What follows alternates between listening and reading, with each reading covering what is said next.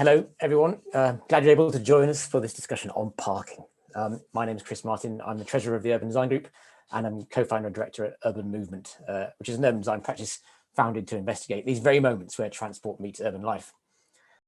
Just want to run through some thoughts for you and think about where this all came from. And interestingly, I thought the curb-based occupancy in London and London streets rose from about 50% in 1951 to 75% in 1953, as rising car ownership outpaced parking provision.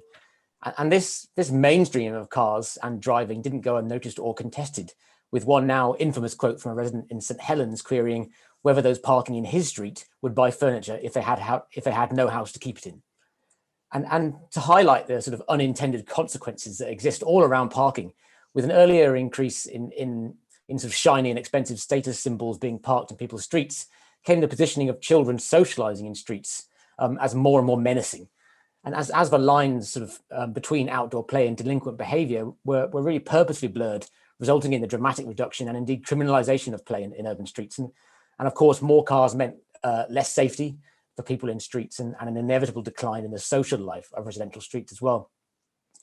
And the 1934 Road Traffic Act subsequently brought significant changes to the landscape of city streets as well because of this, including the introduction of the beloved pedestrian guard railing, further restricting people's movement in streets and starting that slippery slope of vehicle prioritization. And fast forwarding to where car is king, in the US, there are now 8 parking spaces per car across the country, covering up to 30% of US cities. And at the heart of this is the fact that the more parking we have, the more we're able to and the more we're invited to drive. And as such, parking influences how we move about and choose to make journeys, but also, of course, shapes our cities and our landscapes. And clearly connected to this idea is the idea of parking minimums, which I'm sure we're going to be hearing a lot about tonight. And with the suburbanization following the Second World War, sort of off-street parking requirements became popular, and it really forced developers to create a huge supply of parking at little or no direct cost to the towns and cities which were mandating them. It can of course be argued that increasing and mandating for off-street parking has the other unintended consequence of pushing buildings further and further apart, resulting in the need for more and more driving, and in full vicious cycle, more and more parking. And for this very reason, the cities we love, the towns we love, and the places we love to visit in them or live in are not designed around the principles of parking standards and minimums, because at the end of the day, you could argue parking is the death of urban vitality and conviviality. Places that you have to drive to, get out your car before you can relax, places where you can only enjoy being a pedestrian momentarily, they're not a model for successful urban design, it's a model for Disneyland. It's quite clear in my mind that we need to move away from the idea that sort of plentiful and low-cost parking at our doorstep is a key component of economic success. Cities such as Paris and Oslo are leading the way, committing to reduce the amount of city centre parking over the next 5 years, and instead asking residents what they want to use the space for. I think connected to this, and interestingly, we've heard so much about the 15-minute city concept, so I won't dwell on it. But it's aiming to address these ideas and make sort of transport a servant to quality of life. And presenting it in this way, as we have on screen, is something we're really used to in food health. Look at the right-hand hierarchy and you'll recognize that we need to base our diet on things at the bottom, augment with things in the middle, and sparingly use things at the top.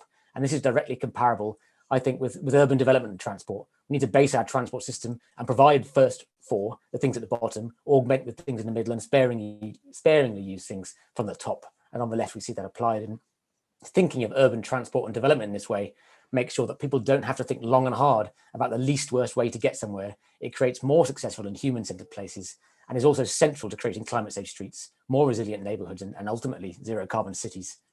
And I'd like to make this point, but supporting this is a notion that there is no vehicle better adapted to compact urban centers than a bicycle. And conversely, there's no vehicle more poorly adapted than the car.